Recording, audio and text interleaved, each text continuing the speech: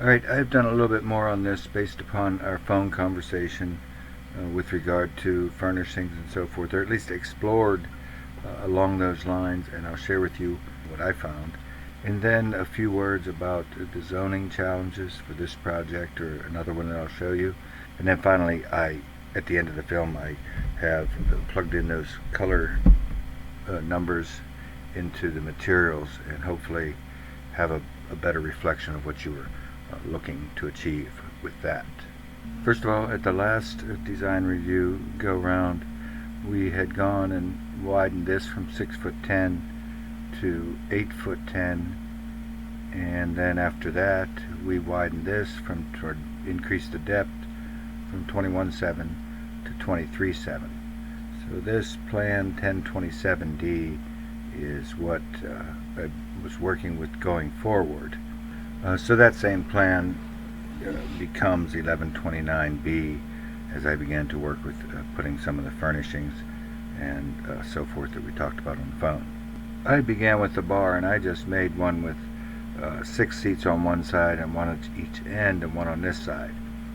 If you want to drop one of these seats and make it only 10 foot long, you could, but I was just showing it 12 because I felt we had plenty of length this way going forward. But we are going to have some issues about getting all of this various furniture that you were hoping to get in under this particular roof as shown so far.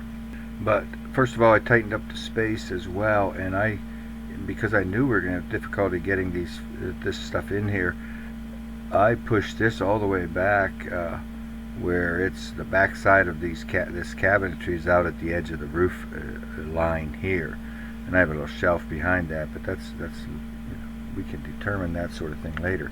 But getting the furniture and then going to this evened that up and made these gaps about the same on either side. And after a few more refinements with those pieces as shown, is what you talked about, a sofa and a couple chairs in front of the fireplace.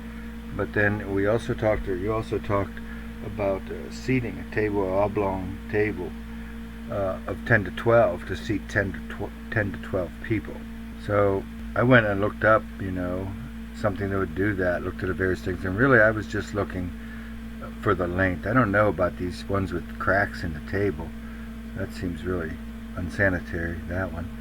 But so because you had said oblong, I settled on something like this, and it's 118 inches long. So I modeled it based on that, 118 inches long, and I made mine. Theirs is 40 inches wide. I made mine 42 inches wide. This one here, just to model that up with standard width chairs, etc. And you can see there's no way that's fitting in under that roof by any sort of arrangement, not with the other arrangement that's in there. And so it just, it's just not going to fit. We need another 9 feet roughly of space to fit that sort of arrangement in there. So right away I wanted to look and see, is there a way to cover this area over here, and I feel like I could do that. I could do something nice or creative over there. If you could see they're just, now here's where we go from B. Now I pull this out a little bit in hopes that maybe something could work, but I really don't see it as being very functional or aesthetically pleasing like this. Whether those 3 or 4 or 5 pieces can be arranged here better, I didn't see it right away, so I didn't horse around with it too much. But I did see, well, if you wanted all those pieces, this could be all undercover here. I could see that this could be created where this is undercover here as well. And whether that's, I didn't explore that further. It's very enticing to try to do that. There's a variation that would leave this shed where it is, but probably the better idea is to reconstruct that shed and have it integrate nicely with this whole space.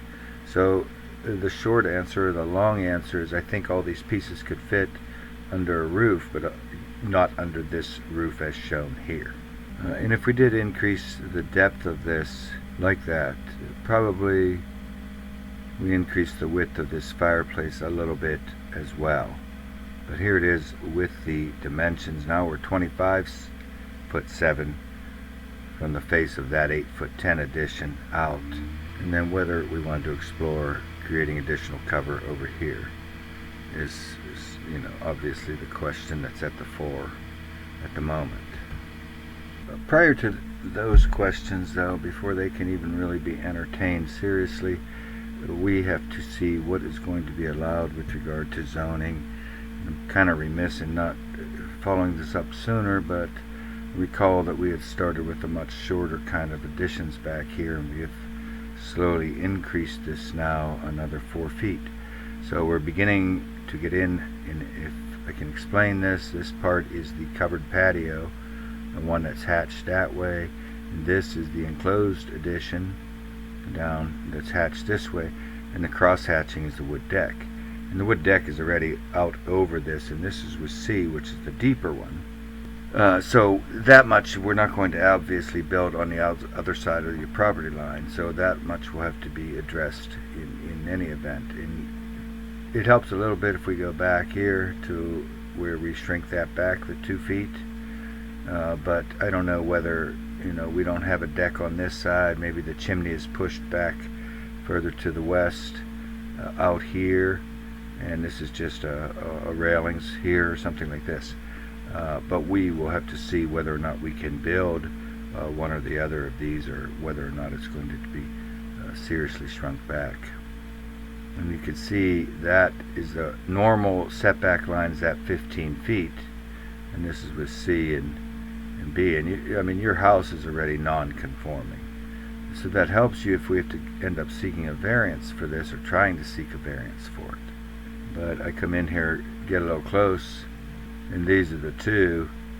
You can see just a little bit of that deck on that shorter one is out over there, and a little bit more on this one. And this is still about 2'8" through here, as I recall, this little gap here from the edge of the building to the edge of the property line.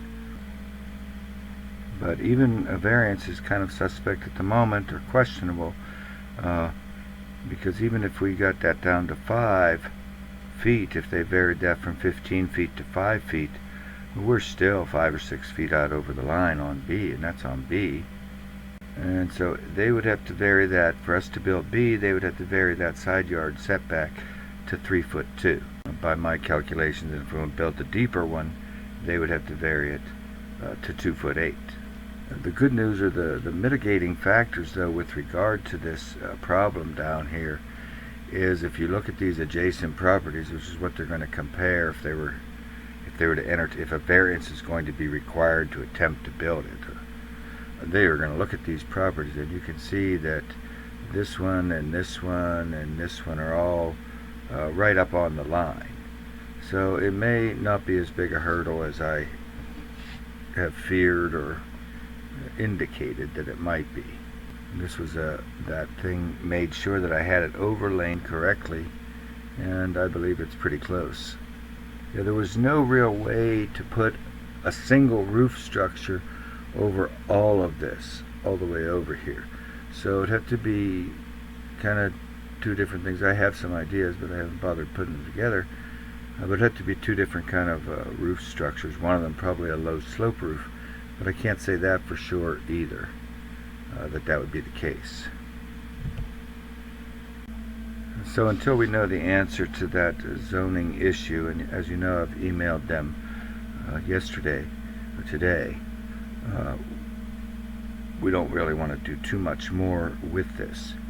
But in the interim, if you want to at least think about, in the event they say, well, yeah, this is going to happen because it's happening everywhere around you, then entertain whether or not you want me to try to show you a couple ideas of how this becomes under roof. Finally, for this film, the last part of it is the adjustment of the color textures in the representations, and these were the ones you sent over, Portico and Sandy Ridge. And this is what we had been working with, that very light one, which shows we're quite a departure from that relatively. This was just a color site that I used to horse around with. This, I believe, is the lighter of these colors. So yeah, that's Portico, and this was some suggestions they had, and I did that for a minute, but after I had put together the representations based on what you had sent over. So these photo representations that are coming up are would come with the caveat that we'll probably have to do something. Even if they let us build this, we'll still have to do something with that deck at that southwest corner. But this was where we were at the last kind of meeting before we had changed any colors, but we were still at this greater depth of 23'7" from the face of this wall, and this was that 8'10" addition here.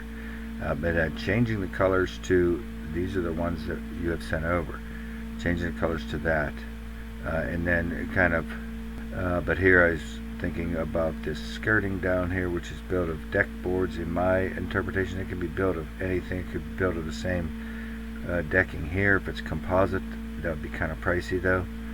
But I have kind of adjusted it where it's been stained to match either that lighter color or the darker color like this. And so far everything was with that 23'7", and this is that next 2-foot push out with the widening of the chimney as well. And I've stained those deck pieces in the background like this is stained here. And that back wall, I don't think it's going to be all brick, but I begin to wonder if it's just as effective to do that in some sort of a concrete brick and then paint it for that look, for that one tall, all the same look going up. Otherwise, maybe it's bricked up so far and then siding. I think if this is siding all the way down, it starts looking a little cheap, for lack of a better word.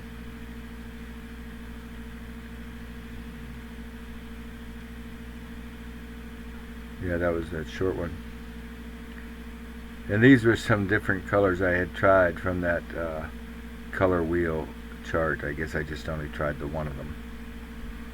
But that is where we are right now.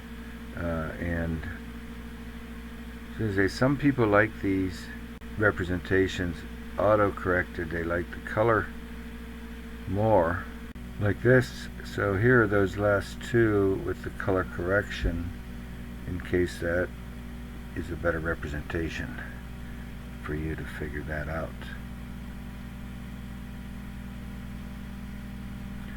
But that is about it. As I said, I think we probably have less of a challenge with that variance issue than maybe I may have indicated earlier. But that is all. Hopefully they will be back in touch tomorrow, and I'll be back in touch and let you know where we are with that, and we can talk.